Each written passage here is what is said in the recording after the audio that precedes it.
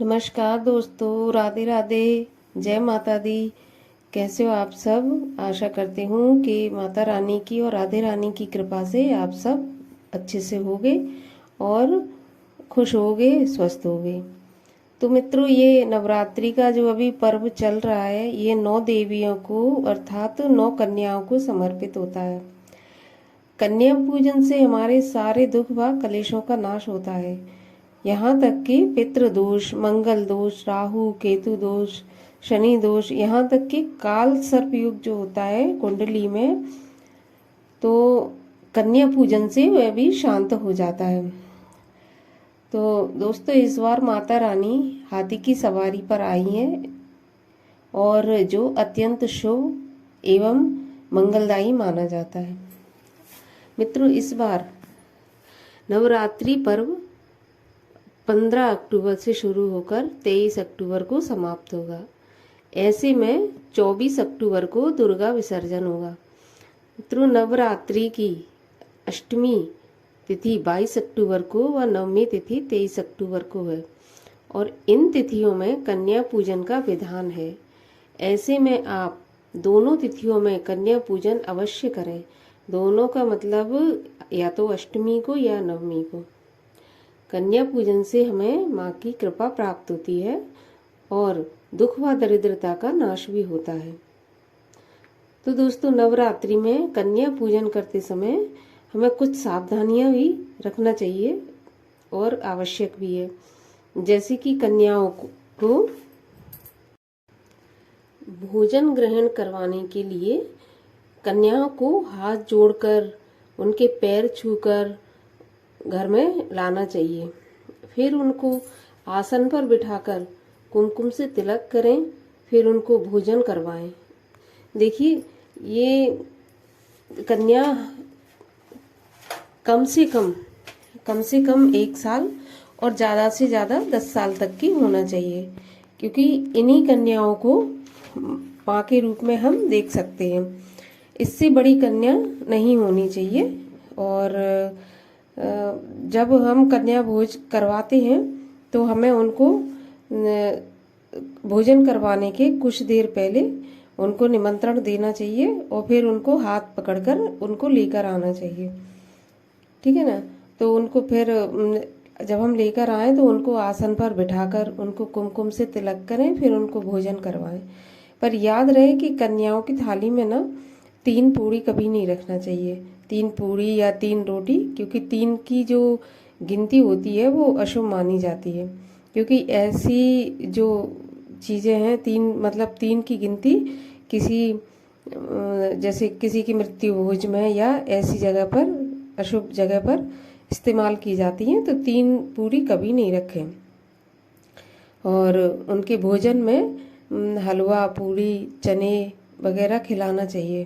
पर याद रहे कि लहसुन और प्याज वाला खाना नहीं देना चाहिए। और अगर हो सके, अगर कन्याओं को पसंद हो तो नमक भी ना दें। मीठे मीठे से आप उनको भोजन कराएं, लेकिन अगर उनका पेट नहीं भरता है मीठे से तो आप उनको नमक भी दे सकती हैं, सब्जी भी दे सकती हैं, इसमें कोई दो राय नहीं है। और इसके बाद भोजन कराने के बाद दक्षिणा देना चाहिए। दक्षिणा में आप उनको पैसे दे सकते हैं, सिक्के, और कोई गिफ्ट भी आप दे सकते हैं, जैसे कि खिलौने, कपड़े, बर्तन। और बर्तनों में आपको स्टील के बर्तन देना चाहिए। लोहे के बर्तन आप दान नहीं करें, नहीं तो आपका राहु खराब हो सकता है, बिगड़ सकता है। तो आप तांबे के या पीतल के या फिर स्टील के बर्तन दें। और आप उनको, कभी कभी क्या होता है कि कुछ लोग बाहर की चीज़ भी लाके उनको दे देते हैं, जैसे कि स्नैक्स वगैरह होते हैं वो भी हमें नहीं देना चाहिए, क्योंकि बाहर किस टाइप से बन रहा है, कैसे बन रहा है, वो हमें नहीं पता होता है। मसाले में काफ़ी चीज़ें होती हैं जो कि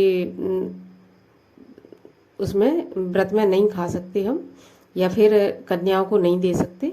तो ऐसी चीज़ें हमें कन्याओं को नहीं देना चाहिए। और देखिए, कुछ लोग क्या होता है कि आलस इतना करते हैं कि वो जो है घर में नहीं कुछ बनाना चाहते, बाहर से लाके जैसे दही जलेबी है, मिठाई है, ऐसी चीज़ें लाके उनको खिला देते हैं। तो मेरा ऐसा मानना है कि यदि आप स्वस्थ हैं और समर्थ हैं तो आपको घर पर ही बनाना चाहिए, आपको बाहर से लाकर नहीं खिलाना चाहिए। क्योंकि बाहर हमें नहीं पता होता कि बाहर बनाने वाले जो भी होते हैं वो किस तरह से बनाते हैं। देखिए, पूरी शुद्धता जब तक हम नहीं बरतेंगे तो हमारा जो पूजा पाठ है वो सफल नहीं होगा। अब पता नहीं वो लोग किस तरह से बनाते हैं, वो हमें नहीं पता साफ है कि नहीं है, स्वच्छ है कि नहीं।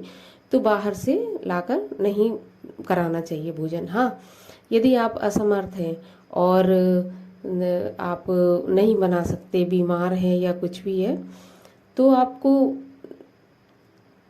उनको फल दे देना चाहिए। फल में क्या होता है कि फल में पूरी मतलब हम श्योर होते हैं कि हाँ ये फल साफ होंगे, स्वच्छ होंगे।